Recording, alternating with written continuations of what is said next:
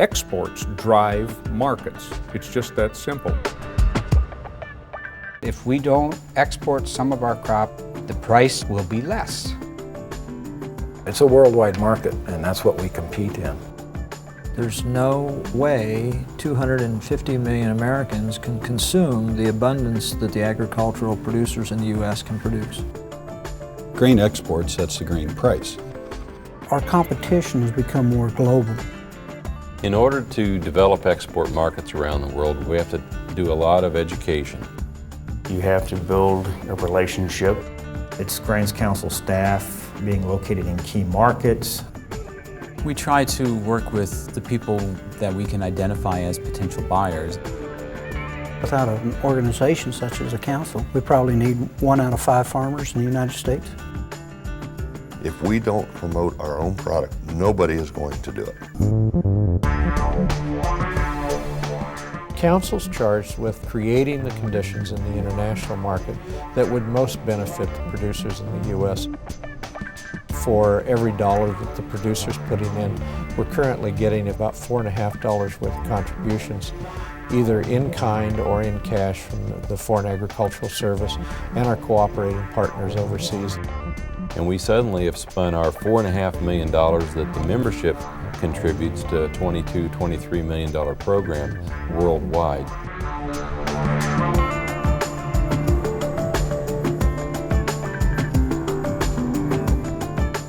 It's the last 20% of the corn crop in the U.S. that is exported. And that last 20% will always set the price. Whatever the foreign market is paying, that will set the price for the domestic users.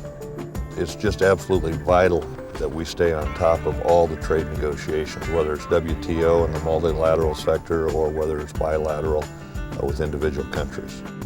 This is largely a policy world, and policies get changed based on relationships and building on those relationships. In the markets where the economies are really growing rapidly, tremendous change is happening almost daily. And we need to have people that are tracking those developments. We're over there in those countries with trade teams, seeing firsthand what we need to produce, how we need to produce it, and what type of product we need to produce for. It's fairly easy to see bottom line effect because the more market is created around the world, the more need for feed grains.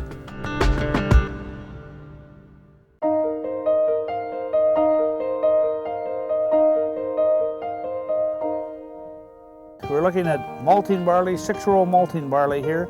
This variety happens to be Drummond. It's a relatively new release out of NDSU, and it's received acceptance by the industry.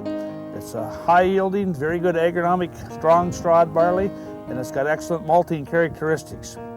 So it looks like it's a winner both for industry and for the grower. It's important that our customers are educated as to what we can offer, not only as a crop, but as technology, as market intelligence.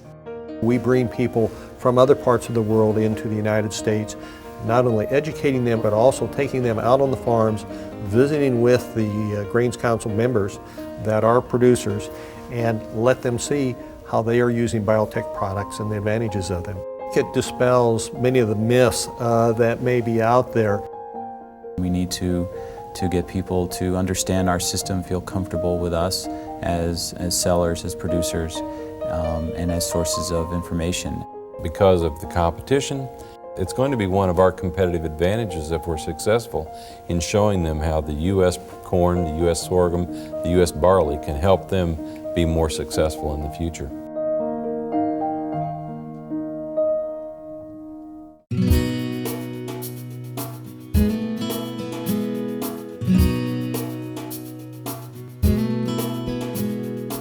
We went from larger committees to more action-oriented A-teams. With the A-teams, we've been able to engage members in our planning. They're going to look at it from a market access, from a market defense position, a market development issue, and from a market intelligence issue. They're going to become experts. They're the ones that are producing the crop that we are exporting and building the markets for. So it's very important for them to have their involvement in the council. So our members are really becoming very engaged in setting the future course of the council. There's a lot of farmers here that are the movers and shakers in the industry. They're very, very good businessmen, and I think that if you ever want to get a snapshot of what future of agriculture is in the United States, you just visit with some of the folks here that are part of the council.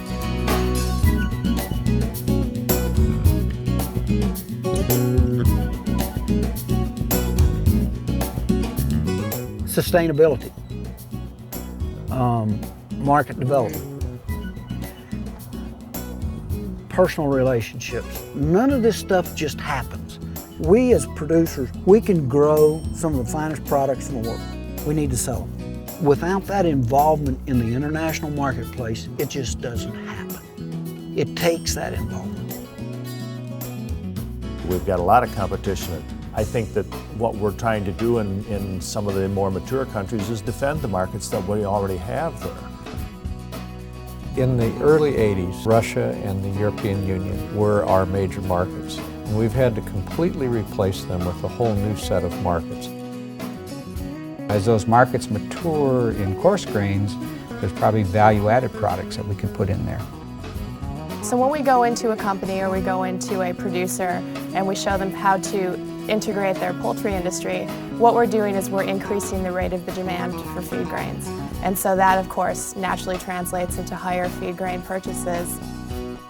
One of the important things that the Grains Council does for U.S. Grain producers and grain exporters is actually create a personal face among the buyers. We're looking at our strategies. We're looking at coordinating more of our trade policy efforts so that we create a win-win for not only the grain producers, but also the meat and livestock and poultry industry here in the United States in kind of a united effort. You have to have a voice there, because if that voice goes away, slowly but surely you will lose that market share.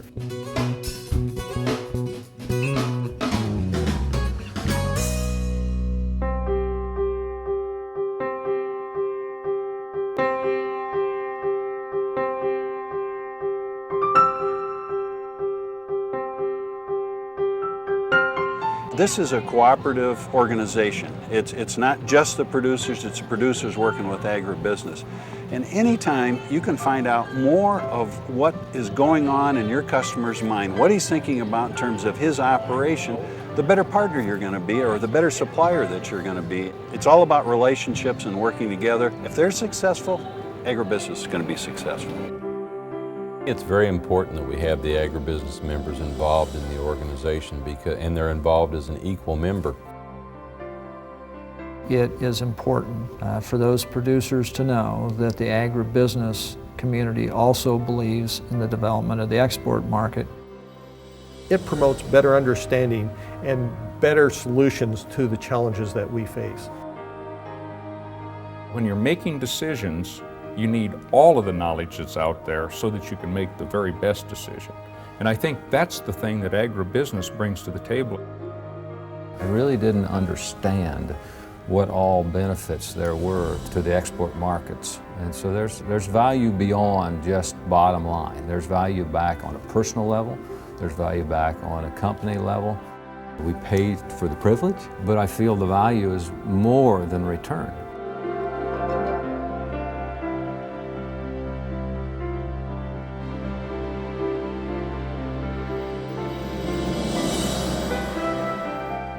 We're all working together, and it adds credibility to our consul with our own people in the U.S. government and to the overseas offices. And it's a unique combination that has made the Grains Council so successful. It's clearly a producer, a checkoff-driven organization, but it is multifaceted in having agribusiness partners as well. And so what the Grains Council does, it brings to play for U.S. producers a component of customer servicing that I have never seen any other nation bring to the table. We have a saying that we work 24/7 around the world, around the clock. I think it's the genuineness of the people, the genuineness of what they do, the tenacity in which they do it. And without the council's efforts and the programs that they administer, it would be, without a doubt in my mind, less total dollars back to the American farmers.